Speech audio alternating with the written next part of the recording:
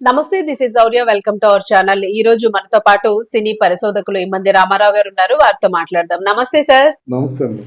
Sir, Anvesh కి సంబంధించి Thailand లో అతన్ని అరెస్ట్ చేశారు అనే ఒక వార్త వినిపిస్తుంది. ఆ యూట్యూబర్ ఏవైతే వ్యాఖ్యలు చేశాడో అతను, అలాగే అతను ఏంటంటే గరికపాటి గారికి సంబంధించి ఆయన్ని వాడిన వ్యాఖ్యలు, అలాగే అతని వీడియోను కూడా చూపిస్తూ కూడా ఆయన ఒక రకమైన చేష్టలు చేశాడు. దానికి సంబంధించి కూడాను గరికపాటి గారి టీము యాక్షన్ తీసుకుంటోంది, కంప్లైంట్స్ రైజ్ చేస్తోంది అని చెప్పేసి అన్నారు. ఆ వీడియోస్ ఎక్కడైనా వాడినా ఇవన్నీ కూడా మీరేం చెప్తారు సార్? అంటే అసలు ఎట్లా ఉంది ఇప్పుడు పరిస్థితి?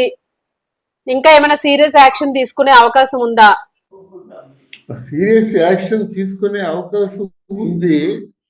మనం కూడా చెప్పాం కదా, అన్వేషణ ఇక విడిచిపెట్టడానికి వీలు లేదు. ఎందుకంటే ఒక భారతీయుడిగా ఉంటూ ప్రపంచ దేశాలన్నీ తిరిగి ఆ భారతీయుల తాలూకు పరువు పోగొట్టి, అంతే కదమ్మా, అస్తిత్వానికే ఉనికి కదా అది. వాడెవడు ఇండియన్, వాడు మాట్లాడుతున్న మాటలు ఏమిటి? పచ్చి పోరంబోకు మాటలు మాట్లాడుతున్నాడు. తర్వాత భారతీయ సాంప్రదాయాలను కానీ భారతదేశంలో ఉన్నటువంటి ధార్మికమైనటువంటి విషయాల మీద అడ్డగోలుగా మాట్లాడుతున్నట్టయితే అది టోటల్ ఓవరాల్ ఇండియన్స్ అందరికి కూడా వర్తిస్తుంది అన్నమాట. అందుకే అంత సీరియస్ గా చెప్తున్నాను నేను. ఎట్టి పరిస్థితుల్లో అన్వేషణని అరెస్ట్ చేయాలి. ఆంధ్రప్రదేశ్ ప్రభుత్వం, భారతదేశ ప్రభుత్వం కూడా దీని మీద సీరియస్ గా యాక్షన్ తీసుకోవాలి. వాడి పిచ్చి ఎంతవరకు వెళ్ళిపోయిందంటే సీత, ద్రౌపది ఇటువంటి మహాపతివ్రతల కోసం కూడా అడ్డగోలుగా పిచ్చి పిచ్చిగా మాట్లాడే పరిస్థితి ఏర్పడింది. అయితే శివాజీ ఇష్యూ మంచికొచ్చిందో చెడ్డకొచ్చిందో కానీ నా దృష్టిలో మంచికే వచ్చింది. ఇప్పుడు చాలా మందిలో మార్పు వస్తుంది, చాలా మంది పరివర్తన చెందుతున్నారు. అలాగే ముఖ్యంగా అన్వేషణ లాంటి పిచ్చోడికి ఒక పెద్ద గొడ్డలి పెట్టు. ఆ థాయిలాండ్ లో ఉన్నటువంటి మన భారతీయులు మరి మొత్తానికి they have taken some action. ఇక్కడ అరెస్ట్ చేస్తున్నారన్న వార్తలు వస్తున్నాయి. ఇది ఏవైనప్పుడు కూడా అన్వేషణ మెడకి ఉచ్చు బిగుసుకుంది. తాజాగా ఇక్కడ కరాటే కళ్యాణ్ ఏం చేసిందంటే భారతీయ దేశంలో ఉన్న సంప్రదాయాల మీద కానీ, లేకపోతే మన దేవతల మీద కానీ, దేవుళ్ళ మీద జుగుప్సాకరమైనటువంటి విమర్శలు చేయడం, జుగుప్సాకరమైన మాటలు మాట్లాడడం, అటువంటి అందులో ముఖ్యంగా దేవతలైనటువంటి సీతామహాసాధ్విని గురించి వాడు సీతమ్మ వారిలోనూ ఏ లోపాలు చూశాడు, అలాంటి మాటలు మాట్లాడిన తర్వాత వాడిని ఒక్క క్షణం కూడా క్షమించకూడదు. ఆ విషయంలోనే కరాటే కళ్యాణి పంజగుట్ట పోలీస్ స్టేషన్లో కేసు పెట్టింది. కేసు నమోదు చేసుకున్నారు. నెక్స్ట్ వీళ్ళు కూడా సీరియస్ గా యాక్షన్ తీసుకుంటారన్నమాట. తీసుకొని ఎలా గరికపాటి మీద కేసు వేసింది.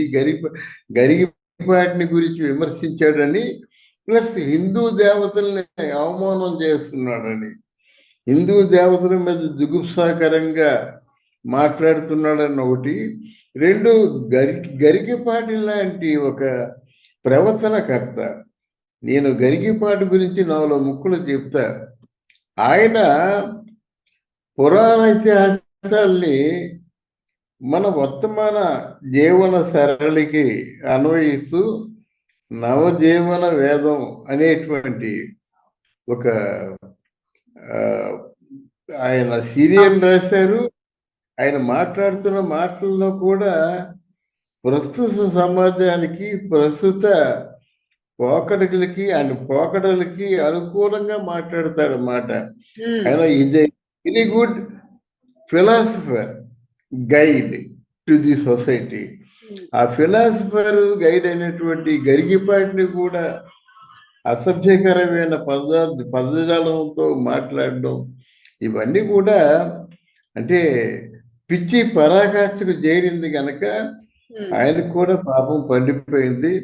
త్వరలోనే అన్వేష్ని అరెస్ట్ చేశారు అన్నది మనం వింటాం అఫీషియల్ గా, ఉమ్, అవును. ప్రచారాల రూపంలో కాకుండా అఫీషియల్ గా డెఫినెట్ గా అరెస్ట్ చేయాలి, ఇండియా తీసుకురావాలి.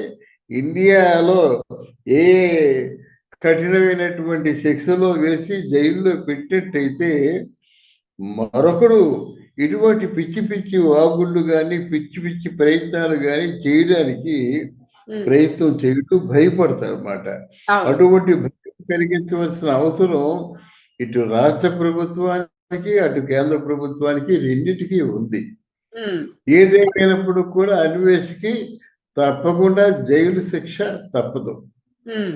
అలాగే సార్, ఇప్పుడు అంటే గరికపాటి గారు కూడా వాళ్ళు టీం అంటే ఆయనవి వీడియోస్ కానివ్వండి, ప్రవచనాలు కానివ్వండి, ఇవన్నీ కూడా ఎవరైతే మెయింటైన్ చేస్తూ ఉంటారో టీము, అలాగే మెంబర్స్ ఫ్యామిలీ వాళ్ళు కానీ దీనికి సంబంధించి ఆయన పేరు అంటే ఆయన గురించి అసభ్యంగా కానీ లేదా అతని వీడియోల్ని వాడుకోవడం కానీ ఎక్కడ చేయకూడదు అంటూ కూడా దాని మీద కూడా పూర్తి స్థాయిలో యాక్షన్ తీసుకుంటూ ఉన్నారు అంటున్నారు సార్.